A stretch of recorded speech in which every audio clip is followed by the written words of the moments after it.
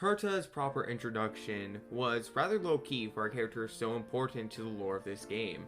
It doesn't hit you at first, since newer players are naturally learning the bare basics of this universe's terminology, but she's a really big deal. Not only is she the owner of the space station where the game begins, and one of the co-founders of the simulated universe, she's also the first Emanator we're made aware of. All the way back in the prologue, Silverwolf mentions the genius's status when she and Kafka look at an image of her. All this to say, Herta is much more important than the game initially may lead you to believe. Now that we've gotten to meet the Herta in 3.0, there's no better time to finally dig into her lore and characterization. Herta's home planet is the Blue, an oceanic planet that her space station orbits around. She's documented in her character details to be the human with the highest IQ to come from there. Her being from an oceanic planet actually plays into her name. Herta derives from the ancient Germanic name Nerthus, which has connections to the Norse god of the sea, Nord. In the quest Lingering Shadows, Herta says she built the space station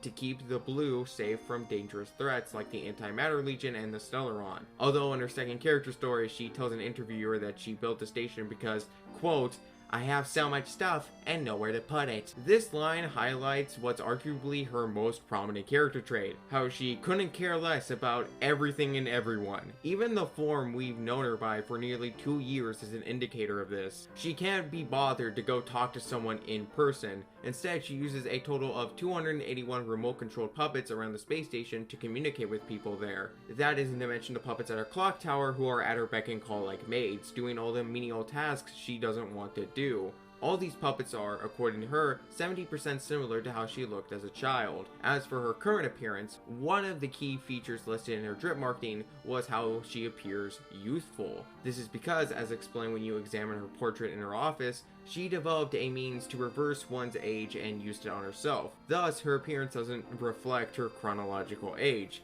Am I disappointed we didn't get actual Gilf Herta? Maybe a little. But we did get the witch attire, so that's a fair enough trade-off. And she has a keyblade? Oh hell yeah, they were cooking. Even with the puppets at her disposal, it's made apparent this witch doesn't regularly check in on the space station. To once again reference the quest where we first meet Herta, she says she had been gone from the station for a few months. The second Herta loses interest in a project, she drops it and moves on to the next, with the space station being one of them. The lore of the Space Sealing Station relic set reads as follows. However, once the space station moved into orbit, it started to operate on its own, and Madame Herta rarely showed herself. It was then that the IPC realized the whole station was filled with the mundane daily activities of the researchers, yet the genius was nowhere to be seen. As someone with ADHD, I cannot tell you how much I relate to Herta's tendency to just abandon projects in a whim. The amount of half-finished video scripts and book manuscripts I have lying around is astounding. As seen in her fourth character story, she can't get through a whole interview without getting bored and sending the puppet to auto answer mode. In Asta's fourth story, she remembers asking Herta why she didn't come to the station more frequently. Herta's response was curt: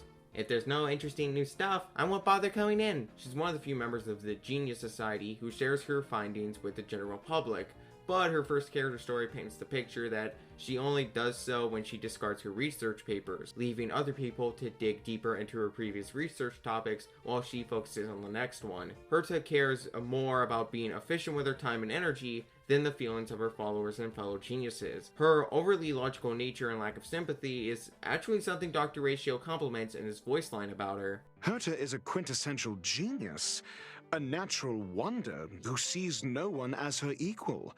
I have no doubt she is talented, but I doubt whether her talent is always helpful to others.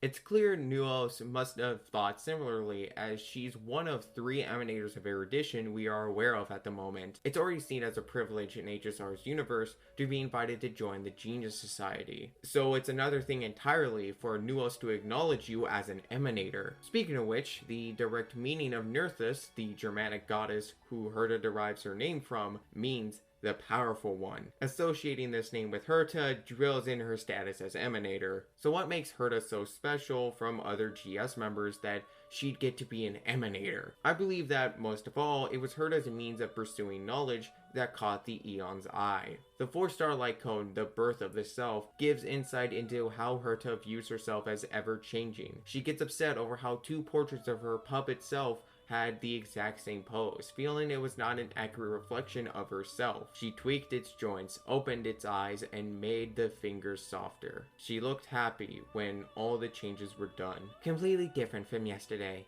This is more like who I am today. To Herta, her pursuit of knowledge results in her not being the same person today that she was yesterday. That's why she's so quick to drop projects once they're complete or the subject is in her hands. There's not much left to learn at that point. For her, a day not spent enlightening herself is a day wasted. Solutions are boring, but they bring new questions, such as, what is my limit?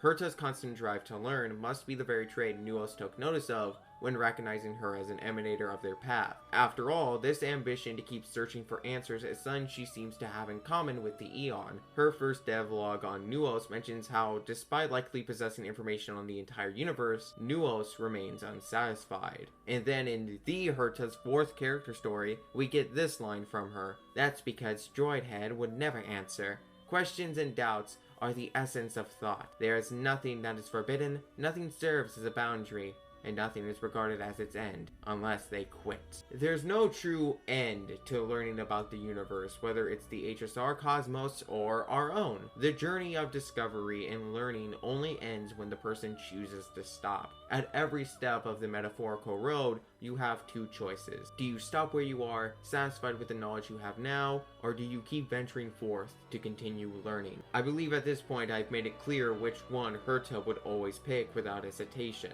Now I know I've made it seem like Herta is a total jerk with zero compassion, but it's not like she outright despises people. She is one of the co-founders of the simulated universe. If her dialogue at the start of the space station continuance quest is anything to go by, the portraits of society members that appear in her office are ones she elected to project, visually indicating a level of respect for fellow geniuses like Screwlum. Plus, she is willing to work with other members if needed with projects like the simulated universe, as she was the one to suggest they find a fifth person to join. She even admits in one of her voice lines to admire Ruan Mei, which shows she is capable of recognizing people for their own efforts. Plus, there's her connection to Asta and Arlen. We see in Asta's third character story that Herta personally selected Asta to be the lead researcher of the space station, freeing the girl from the pressure of her family. She has a level of trust in Asta, as evident by her voice line about the redhead.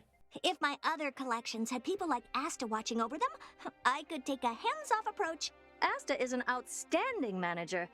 Someone less skilled would have already let us geniuses ruin more than 10 space stations. Herta is unsympathetic, but she isn't reckless. She's aware her collections of curios are super dangerous and need to be handled carefully. She saw in Asta someone who could do just that, and thus was adamant about her leading research on the station. Her uncaring nature is actually flipped to be beneficial to her in this instance. Herta doesn't care what the people on the space station think of her, and thus is focused purely on a person's skill set when she chooses to hire them. She doesn't care if a person is one of her followers or even likes her. That much is made clear with Arlen's voice line, as he says he wouldn't consider himself a follower of Herta, but was still hired as head of security. Both Asta and Arlen display how Herta has an eye for talent. She may hold herself extremely highly, but she can also discern when others are capable of great things as well. Don't confuse this with kindness. She's still extremely egotistical, and it's obvious she mainly hired Asta, and by extension Arlen, solely to cover tasks she didn't feel like doing herself. But also don't confuse her ego and lack of kindness to mean she's anything close to evil. We see this when she chooses to abandon her attempt to meet Nuos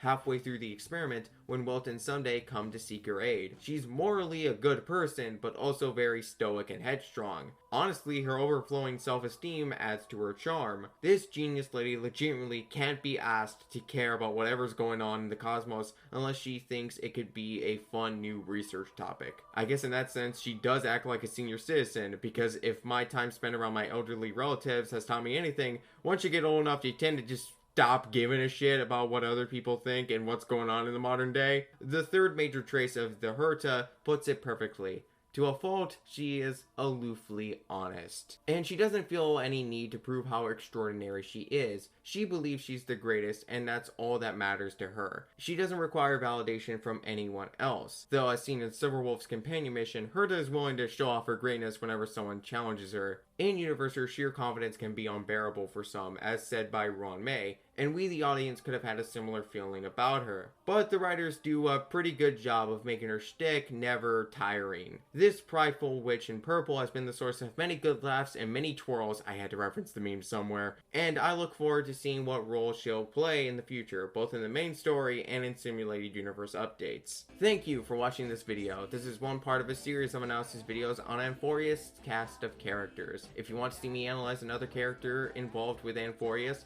please subscribe to the channel so we can hit our goal of 2,000 subscribers this year. Subscribing is totally free, you can unsub at any time, and it'll make me smile. Also like this video to let me know if I did a good job. As a smaller content creator on the platform, engaging with my videos really, truly helps me out. Thank you once again for watching, have a great rest of your day, and until we meet again, take care.